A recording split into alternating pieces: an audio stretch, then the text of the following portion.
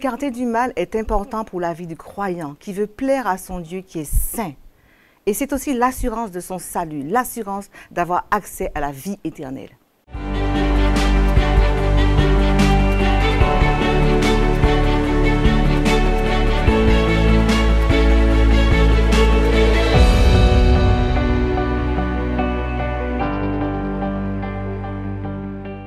Votre émission Ma foi au quotidien qui est là encore aujourd'hui pour vous encourager à rentrer dans un positionnement que le Seigneur veut pour vous.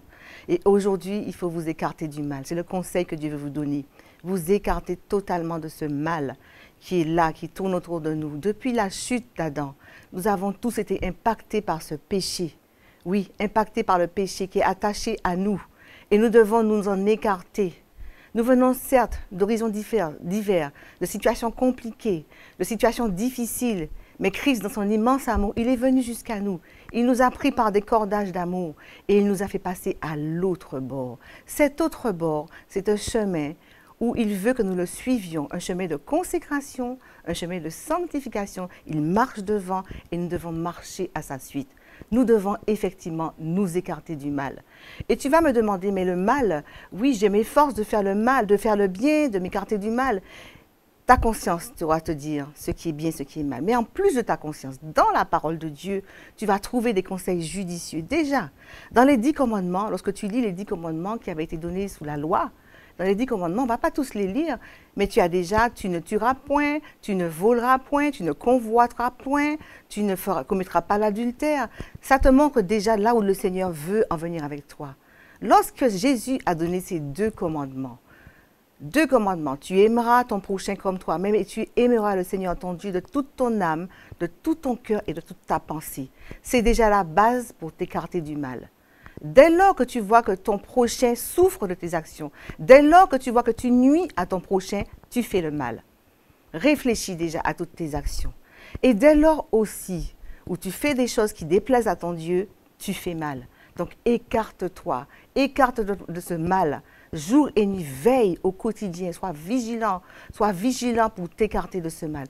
Et je vais te donner 4 conseils qui vont t'aider au quotidien pour t'écarter de ce mal. La première des choses, qui que tu sois, où que tu sois, attache-toi à un corps, attache-toi à une assemblée, attache-toi à une église ou à un ministère comme celui du CRC international où tu seras enseigné, où la parole est prêchée avec vérité et tu entendras des conseils, tu entendras la parole de Dieu te dire ce qu'il faut faire et ce qu'il ne faut pas faire, ce qui est autorisé et ce qui est banni, qui est interdit.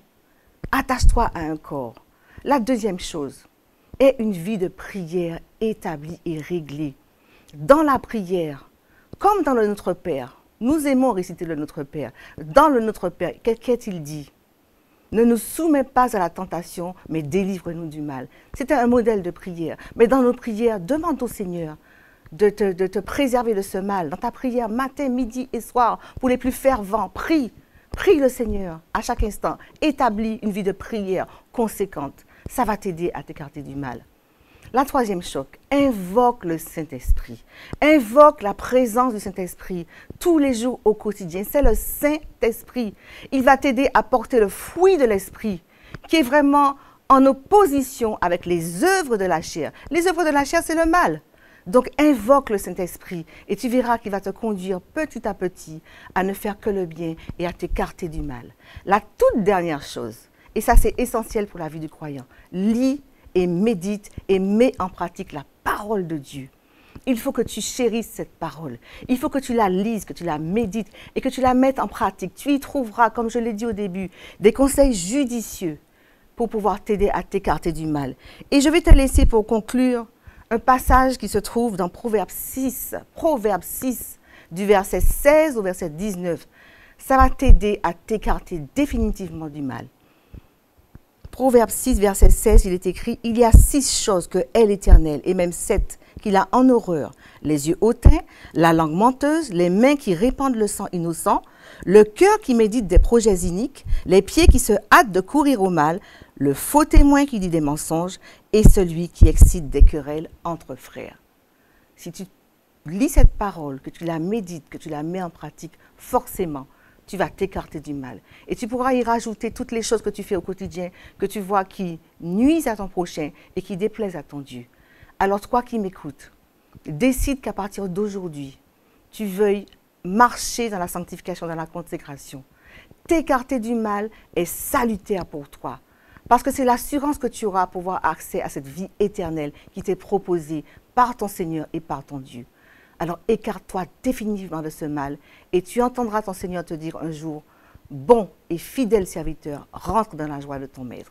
Sois béni et encouragé en ce jour.